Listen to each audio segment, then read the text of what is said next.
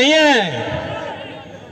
और वो जो तोड़ मोड़ की बात थी, उसके पीछे भी उद्देश्य था। वहां पूरब में घटना हुई थी और आप वहां जनता को जाके जो पीड़ित लोग थे उनको उल्टा धमका रहे थे ऐसे उंगली चलाकर।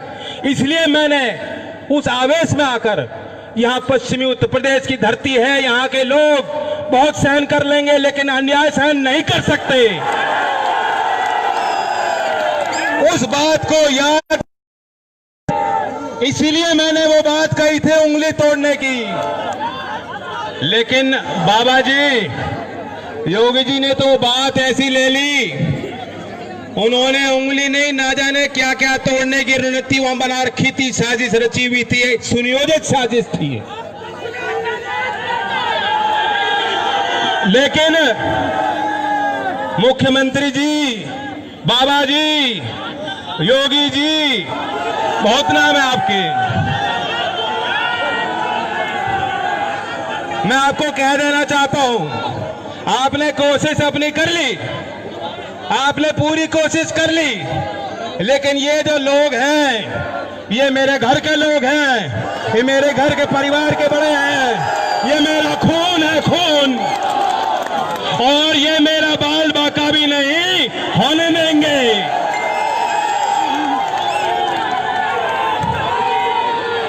मैं ये भी साफ कह दूं, बात मेरी नहीं थी, हमारा उद्देश्य क्या था, क्यों हम वहां गए थे। चौधरी चरण सिंह जी ने हमें सिखाया था, उन्होंने आपको हाथ पकड़ के सिखाया था, किसी दबे कुचले के साथ, गरीब के साथ कभी कोई अन्याय सहन मत करना, उसके साथ खड़े होना। क्या दोष था? वहां कांग्रेस पार्टी का नेतृत्व गया, उनको रोका गया, बदतमीजी की गई। तृणमूल कांग्रेस के सांसद वहां गए, उनके साथ बदतमीजी बदसलूकी की गई। समाजवादी पार्टी के नेता गए, वहां गुंडों को तैयार करके उन पर पथराव कराया गया। और जो मेरे साथ हुआ वो तो देख लिया आपने।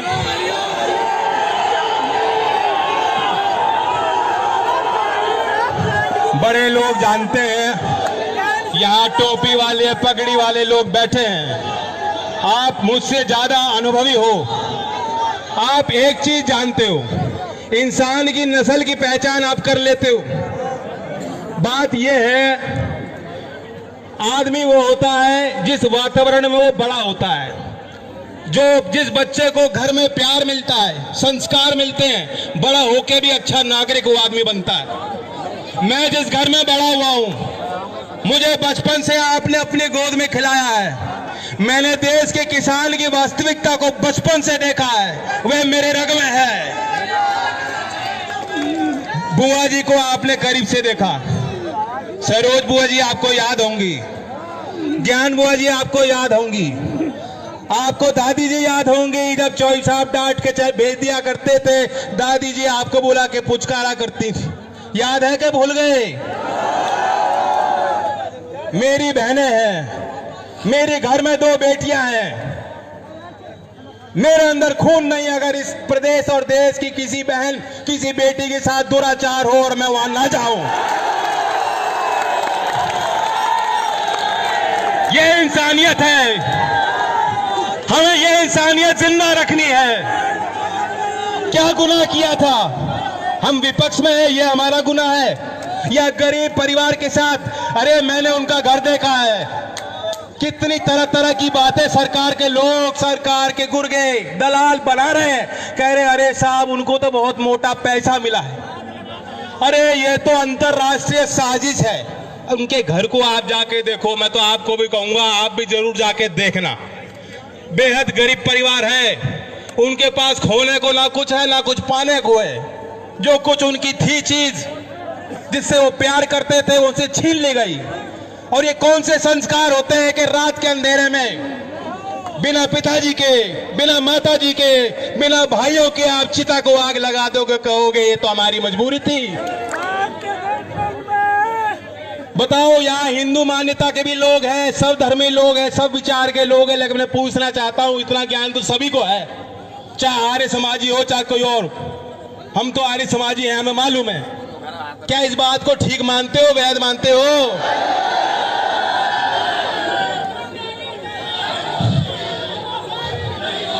आप आज लखनऊ जाके देख लो, आप अपनी शिकायत लेके जाओगे, कोई गरीब आदमी प्रदेश का जाएगा, कोई विकास की बात करने जाएगा, मुख्यमंत्री आपसे नहीं मिलेंगे। आपको बताया जाएगा वो पूजा पाठ कर रहे हैं। अभी वो गोरखनाथ पीठ के मठाधीश है, अभी वो जो है धार्मिक मामलों में कई गाय की पूजा आपसे दरबार लगा के मिलने के लिए तैयार नहीं है। ये बताया जाएगा आपको।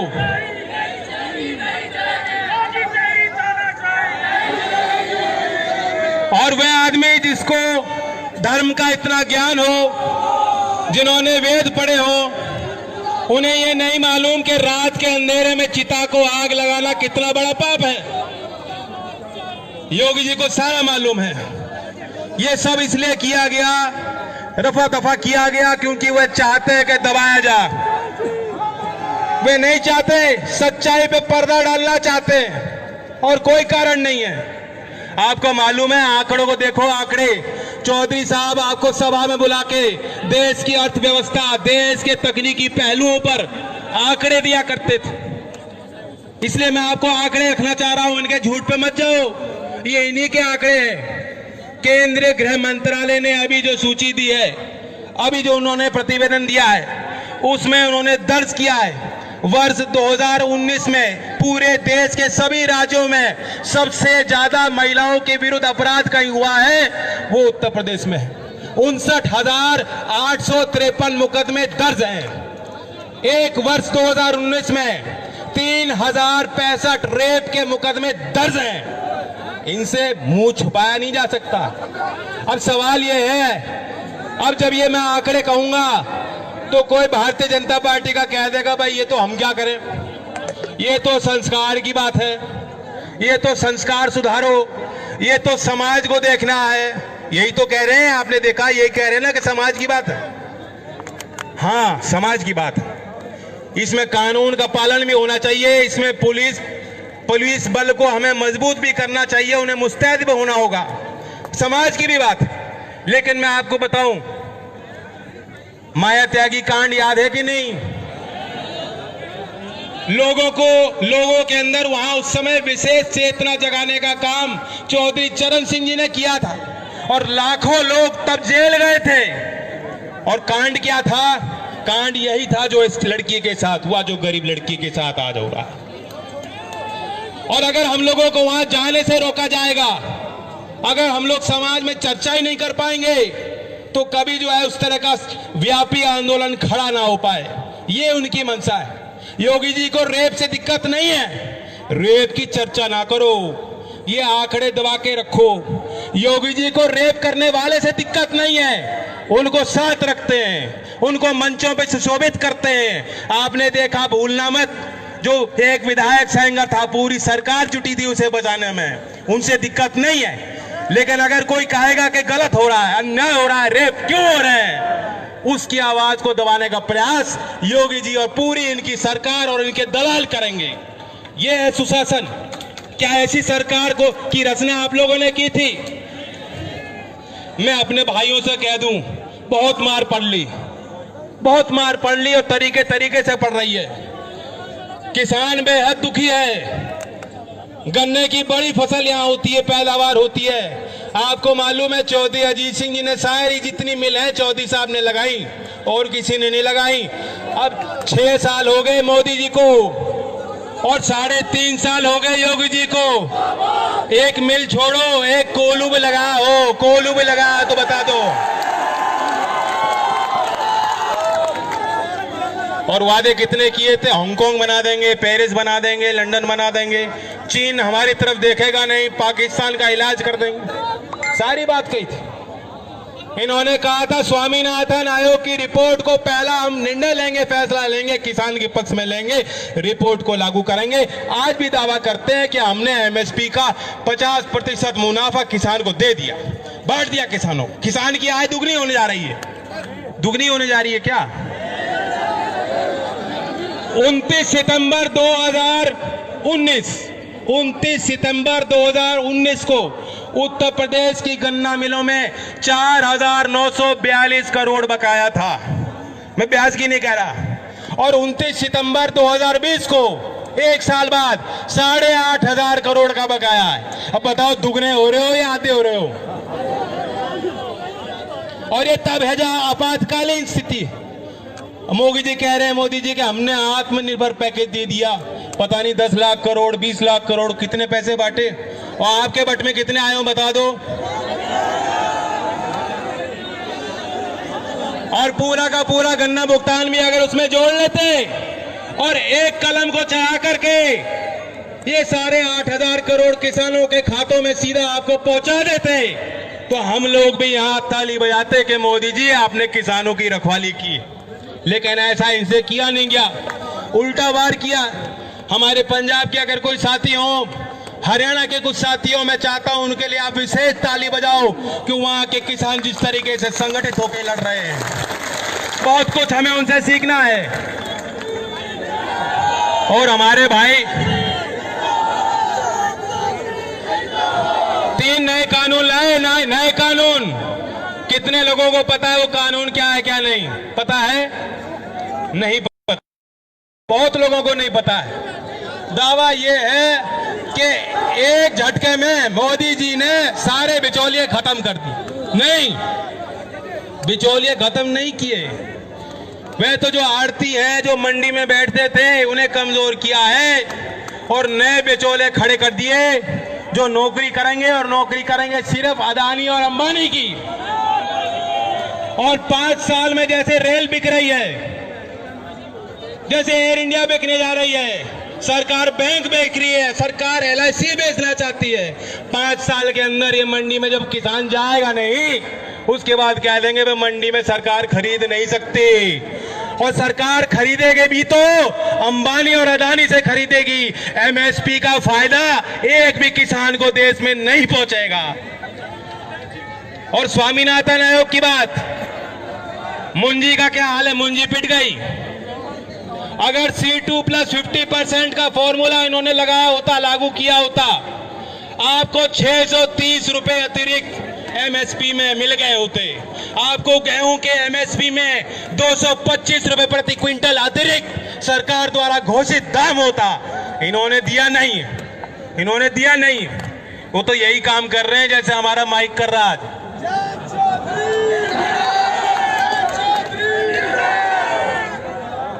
बहुत बात हुई है, सवाल ये है अब आपको जागने का वक्त। मुझे कोई फर्क नहीं पड़ता, मैं तो अपने भाइयों को कहना चाहता हूं, बहुत से लोग जो आज आए हैं, हो सकता है पिछले चुनाव में वे साथ ना रहे, बहुत से लोग दूसरे दलों में हैं, उनकी भावना जुड़ी है, वे आहत हुए। मुझे कर्नाटक, ओडिशा, विभिन्न राजनीतिक दलों के नेताओं और कार्यकर्ताओं के लगातार संपर्क हो रहे हैं, फोन हो रहे हैं, कह रहे हैं गलत हुआ जैन, ये बहुत गलत परंपरा हो गई, आज तक कभी ऐसा हुआ नहीं। मैं अपने भाइयों को कहना चाहता हूं, मैं आपके तरफ हाथ बढ़ा के कहना चाहता हूं, अपने घर लौट लो, यहां आपका सम्मान होगा।